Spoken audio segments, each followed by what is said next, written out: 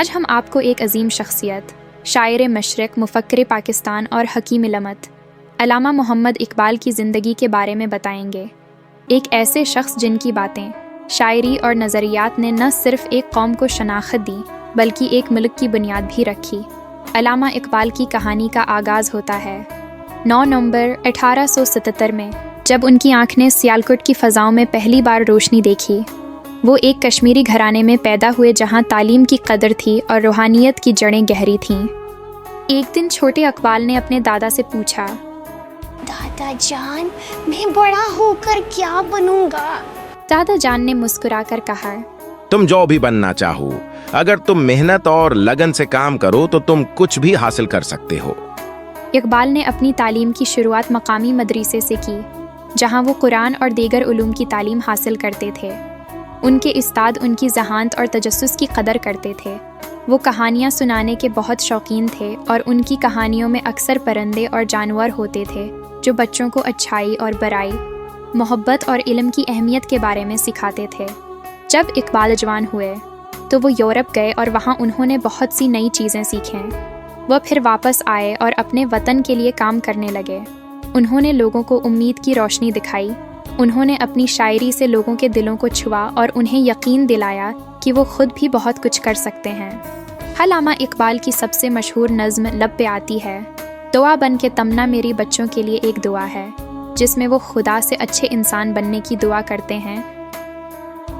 ان کی شاعری میں شاہین کی مثال اکثر آتی ہے، جو آزادی، بلندی اور خود انحصاری کی علامت ہے۔ وہ کہتے تھے کہ ہر بچہ ایک شاہین ہے جو اگر چاہے تو آسمانوں کی بلندیوں کو چھو سکتا ہے۔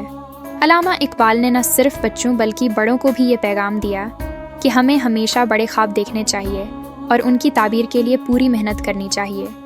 بچوں، علامہ اقبال کی زندگی ہم سب کے لیے ایک مثال ہے کہ کیسے علم اور خودی کے ساتھ کوئی بھی اپنے خوابوں کو حقیقت میں بدل سکتا ہے۔ تو چلو آج سے ہم بھی اپنے دلوں میں ایک شاہین کو پرواز دیں اور دنیا کو دکھائیں کہ ہم کیا بن سکتے ہیں۔ اور ہمیں بھی چاہیے کہ ہم اپنی زندگی میں شاہین کی طرح بلندیوں کی طرف پرواز کریں، ہمت اور خود اعتمادی کے ساتھ۔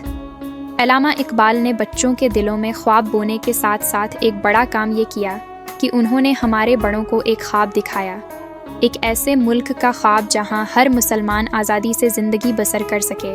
انہوں نے اپنے لیکچرز اور شاعری کے ذریعے لوگوں کو یہ باور کرایا کہ اگر ہم اپنی قوم کے لیے ایک الگ وطن کا تصور کریں تو ہم وہ حاصل بھی کر سکتے ہیں۔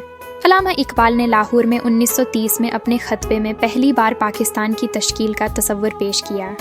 انہوں نے کہا کہ مسلمانوں کو اپنی تقدیر خود بنانے کا حق ہے اور اس کے لیے انہیں ایک الگ ملک کی ضرورت ہے۔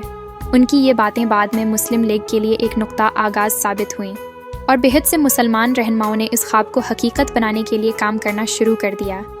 علامہ اقبال نہ صرف ایک عظیم شاعر تھے بلکہ وہ ایک عظیم رہنما بھی تھے، جن کی تعلیمات اور نظریات نے پاکستان کی بنیاد رکھنے میں مدد کی۔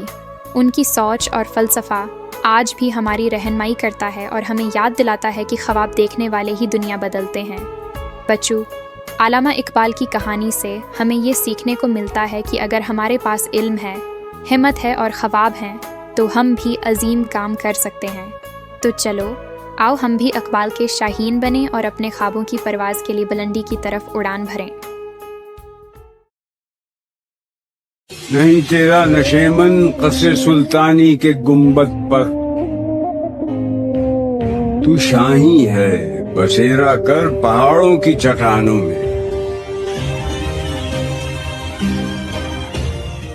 I hope you like this story and learned something valuable. Then like, share, subscribe, and press the bell icon so you can keep watching new episodes.